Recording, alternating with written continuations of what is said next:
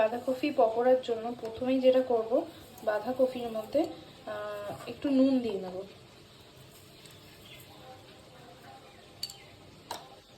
এবং এখানে একটু হলুদও দিয়ে নেব। তো এবার এটাকে ভালো করে মেখে নেব। আচ্ছা, এটা অনেকে বাঁধাকপি সিদ্ধ করেও করে, কিন্তু আমি করি না, কারণ সেটাতে না বেশি কেমন একটা ক্রিস্পি হয় না, পকোড়াগুলো কেমন একটু নরম টাইপের হয়ে যায়। তো আমি এখানে নুন হলুদ এই জন্য মাখালাম, যা এটা মাখিয়ে আমি কিছুক্ষণ রেখে দেবো এবং বাঁধাকপিগুলো নরম হয়ে যাবে এবং এর থেকে একটা জল বেরিয়ে যাবে। এতে টেস্টটাও ভালো হয় এবং একটু মচমচে ব্যাপারটাও থাকে। এই যে এখানে হচ্ছে আমাদের দেখো সুন্দরভাবে হলুদ লবণ লেগে গেছে। এবার এটাকে এইভাবেই কিছুক্ষণ ঢাকা দিয়ে রেখে দেবো। বাঁধাকপিটা কত নরম হয়ে গেছে। তো এই বাঁধাকপিটাকে আমি একটু চটকে নেব। দেখো নিচে কত জল বেরিয়েছে, দেখো। এটাকে ভালো করে চটকে নেব। পুরো জলটাকে সেপারেট করে এইভাবে চিপে নিয়ে, দেখো এইভাবে পুরো চিপে নেব। চিপে নিয়ে এই যে আরেকটা পাত্রে নিয়ে নেব। কত জল বেরোচ্ছে, দেখো। কপিটাকে আমি এই পাত্রে নিয়ে নিয়েছি। এবার এতে একে একে আমি সব কিছু দিয়ে দেবো। প্রথমেই যেটা দেব সেটা হচ্ছে পেঁয়াজ। এই যে আমি পেঁয়াজ দিয়ে নেব।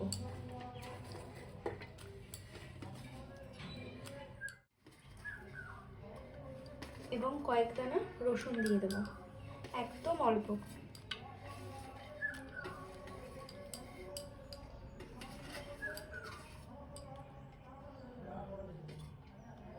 এইবার দিয়ে দেবো লঙ্কা কুচি,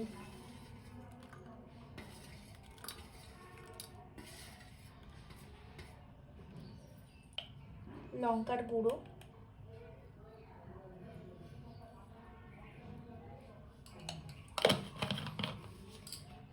অল্প একটু ধনের গুঁড়ো,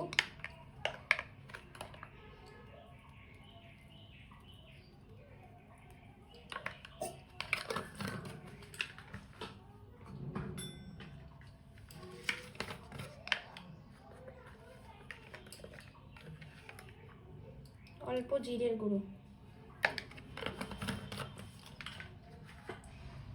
খুব সামান্য লবণ দেবো, যেহেতু বাঁধাকপিতে আমি আগে থেকেই লবণ দিয়ে রেখেছি, তো খুব সামান্য লবণ। ভাবে হলুদ গুঁড়োও দেবো একটু। এবার এই ডিমটাকে আমি দিয়ে দেবো।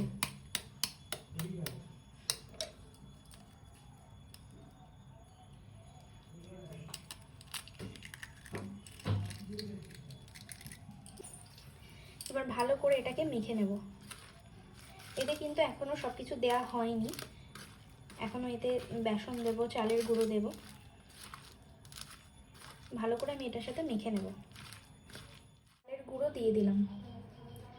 চালের গুঁড়ো দেওয়াতে কি হবে, একটু ক্রিস্পি ব্যাপারটা আসবে।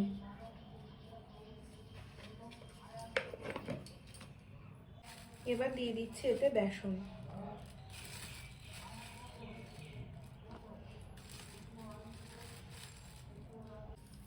দিয়ে দেব কিছুটা কালো জিরে।